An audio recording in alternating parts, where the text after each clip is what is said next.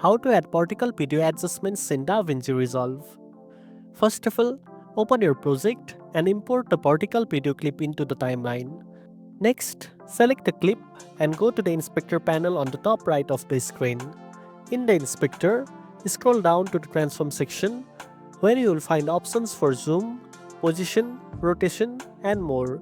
To adjust your particle video for better framing, start by changing the zoom values to fit the particle aspect ratio.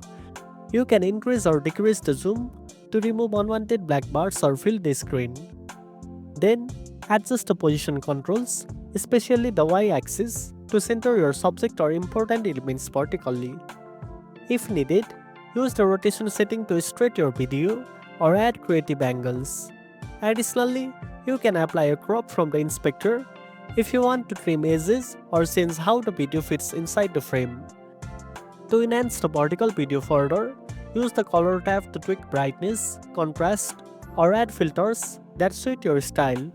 Finally, once your adjustments are complete, render the video in a particle resolution such as 1080 x 1920 to keep it optimized for mobile viewing platforms. Finally, once your adjustments are complete, render the video. And that's it.